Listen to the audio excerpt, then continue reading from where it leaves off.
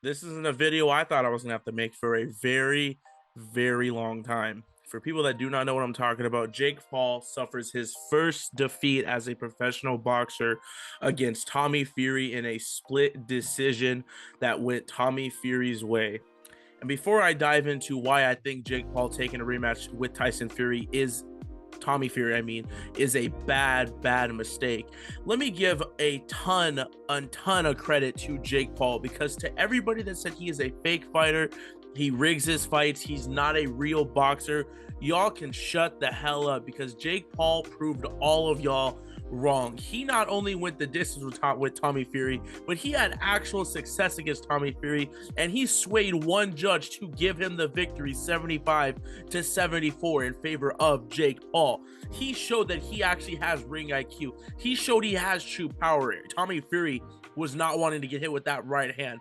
Let me also give a ton of credit, because Jake Paul knocked Tommy down. Yes, you could say it was a slippage, but the punch is what led to Tommy falling. It was no slip.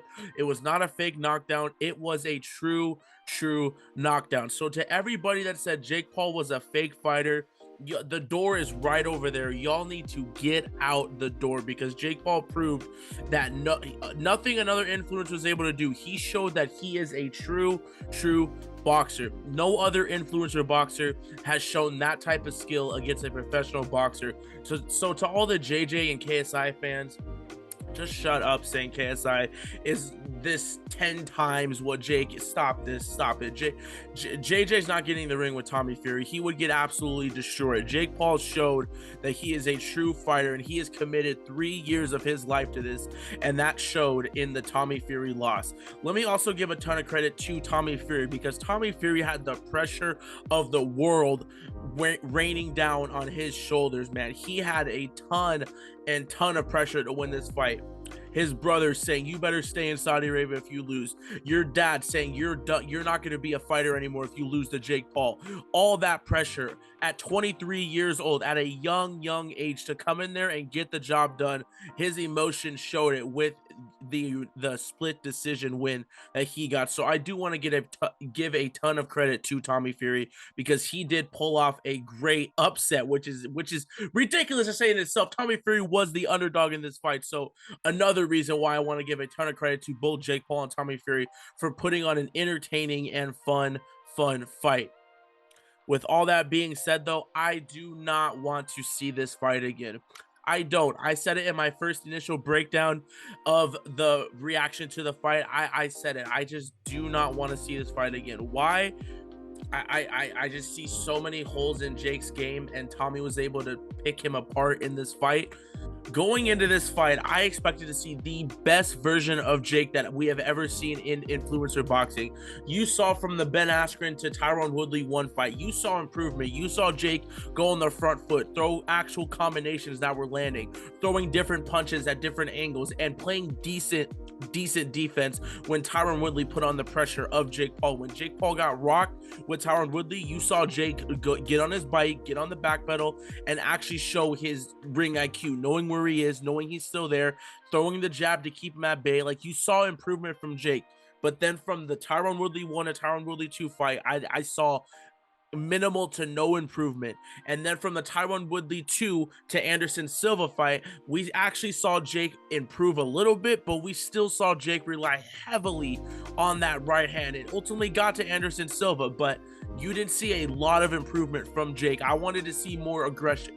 I wanted to see more ring IQ. I wanted to see him be on the front foot a lot more, throwing more combinations, keeping Anderson at bay, which he did a great job of. The Anderson fight was a great fight. Jake showed he is a true fighter in that fight. He showed me that he, on the defensive, he showed massive room of improvement on the defensive side, because he was getting hit with shots, but he was throwing shots also, which is what I wanted to see in the Tommy fight. I wanted to see when Tommy was on the front foot, being aggressive, throwing those long jabs and those combinations. I wanted to see Jake countering with the right hand, countering with a left hook, which he did a little bit, but it seemed like Jake relied way too heavily on that right hand, which you just can't see as a pro boxer. You wanted to see improvement. You wanted to see throwing left hooks, uppercuts, different combinations, throwing at different angles, actually being aggressive on the front foot. It seemed like every time Tommy would throw his combinations, Jake would just cover up and just try to clinch. He wouldn't try to get out of it. He wouldn't try to exchange with him, which I thought he needed to do. He needed to make it dirty. He needed to make it a fight, not a boxing match. He needed to make it a true fight for Tommy. As an up and coming fighter, you want to see improvement in your boxing IQ. You don't want to see the same thing over and over again. And I just feel Jake, I don't know if it's his team or if it's him, but somebody is telling him that just that override is going to be the knockout punch. And I was always worried about that because yes, Jake has true power. Don't get it mistaken. Jake Paul has true power, but what I wanted to what the issue I had was what happens when that doesn't work, and it didn't work against Tommy Fury because Tommy Fury took some right hands from Jake Paul, but Tommy was right there. I mean, Tommy was never fully dazed. There was one shot that I thought Tommy actually got a little dazed by, and that was that left hook later in round 5 that I thought backed up Tommy, and I thought Jake again didn't take advantage of it. He thinks he's got one knockout power and one punch knockout power, and that's just not the case when you're fighting a true skilled boxer like a Tommy Fury. You got to put pressure on him. You got to throw different angles, different combinations, different shots at him. You can't just be relying on one or two punches. You can't do that against a Fury. Furies are too skilled. They're too dynamic. They're too long and agile. They're going to be able to take one or two shots, and they're going to be able to eat it on the chin, which is exactly what Tommy did. And I feel if there is a rematch, I don't see Tommy not being able to take advantage of the way Jake fights, and I don't see Jake significantly getting any better to doing the things that I want to see him do, throwing more combinations, being able to exchange when you're getting hit with shots, being able when you're in the clinch to make it dirty, throwing those shots to the side of the head, throwing to the body. He wasn't throwing to the body as much as he would like, and he was ducking a lot, which he did in the Anderson Silva fight, which Anderson Silva took advantage of a little bit, but not a lot. And we saw Tommy Fury take advantage of it with a nice clean uppercut. Now let me give a credit to Jake. He can take shots, man. He can take shots. He's only been hurt once in his career, and that was the Tyron Woodley punch. And I thought he would be in trouble a lot more in this Tommy Fury fight.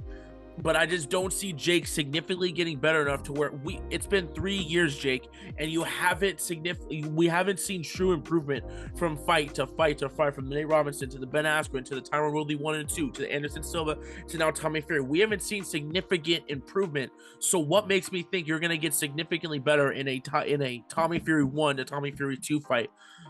I also think that the KSI fight is in jeopardy. Say you go in and get smoked by Tommy Fury.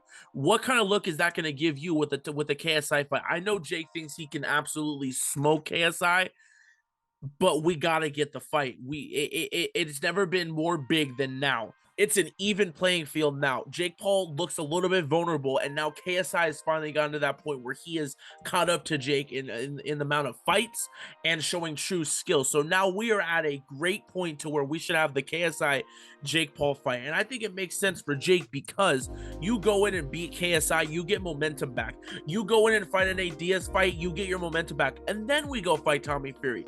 Let's see that significant upgrade. Let's see you improve in your boxing career. And then let's go back to the Tommy Fury fight. Right now, Tommy's got your number. Right now, the true boxer beat the novice boxer in Jake Paul. Jake Paul's a novice pro boxer, but I still believe he's a professional boxer. He showed it. He went the distance with Tommy, but I want to see you improve before you go back to the Tommy fight, because you go in and lose another decision to Tommy Fury, or what happens if you get knocked out by Tommy Fury? KSI is not going to want that fight. The fans are not going to want that fight. It's going to be a less entertaining bout. We're not going to want to see that type of fight anymore because you lost 2 times to Tommy Fury. Now, would I want to see it? Yes, because I think KSI is going to get smoked by Jake. I don't think it's a test for Jake, but I think for the fans, for YouTube boxing, for influencer boxing, for misfits, it needs to happen. That big fight needs to happen so we can move on, so we can see the Salt Poppies, we can see the Slim, we can see all those other fights that we want to see, but we got to have the Jake and KSI fight feud end with either KSI or Jake victory, and I believe Jake will win that fight.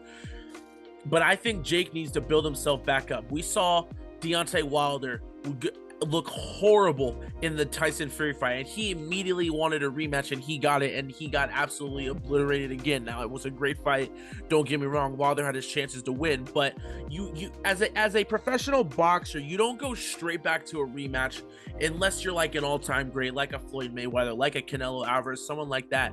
You need to build yourself back up. You need momentum. You need your mental to be in a good state to be able to go straight back to a rematch. I always find that to be the best option. So you can get that momentum back. You can get your confidence back. That's the biggest thing in boxing.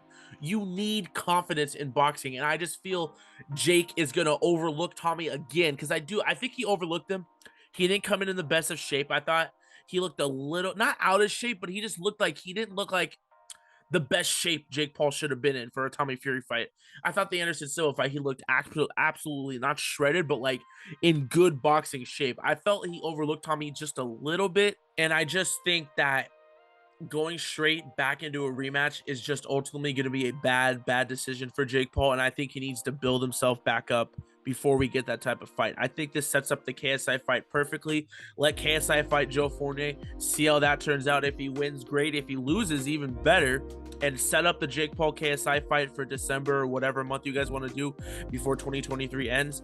And then Jake goes back to the Tommy fight or goes to fight the more MMA fighters, Jorge Masvidal, Nate Diaz, one of those guys. I just don't think going straight into a Tommy Fury rematch is going to ultimately help Jake Paul, because say Jake Paul goes in there and wins, in Jake Paul's mind, he's going to be like, I don't want to go back and fight KSI. That's not a fight I want. But I think now with Jake looking a little vulnerable with losing to Tommy, I think this is a perfect opportunity to have the KSI and Jake fight. I think it's both an even level playing field. I think both the fighters think they can win. I think both the fighters think it's like the right time to do it. I think promoters would like it now. It's the perfect time to do it, in my opinion. So I think, and I just think Tommy will improve from this fight. And I think if he goes into a rematch with Jake, he'll have even more confidence they can beat him. And we just saw, I mean, if he keeps him at bay with the jab, I mean, Jake can't do anything. He didn't make true adjustments to try to neutralize the jab. He just tried to clinch. And I thought that wasn't a bad strategy, but then he wouldn't do anything off of it. He would just clinch and then go back a bit. Jake was just timing the right hand. That's all he was doing the whole fight. He wasn't trying to find different angles to lay out. He wasn't trying to neutralize the jab and try to counter off of that. He was just trying to clinch off the jab and time the right hand. He thought he would knock out Tommy, and I thought he could have knocked out Tommy because Tommy got tired. But if you had to keep the pressure on, and I just felt Jake did a poor job at doing that. That's ultimately what led to him losing that fight, was not being more aggressive, not being on the front foot, and not being able to counter or neutralize Tommy's jab. Don't like the Tommy rematch. Would I watch it? Hell yeah, because I'm a Jake Paul and Logan Paul fan. I'm a Paul for life. I'm a low gangster. I'm a Jake Pauler. Like I am. I'm one of those guys. I don't care. Make fun of me in the comments. I don't care. But I just don't want to see the rematch right off the gate. I want to see a KSI fight first. I want to see him build himself back up before we go straight to the Tommy fight, because he looks a little bit defeated right now. But that's all I got for you guys. I hope you all did enjoy. Leave a comment down below what y'all think Jake should be doing, and let me know different type of videos you guys want to see on the channel. But that's all I got for you guys. I'll see y'all next time. It's been your boy Evan, and peace.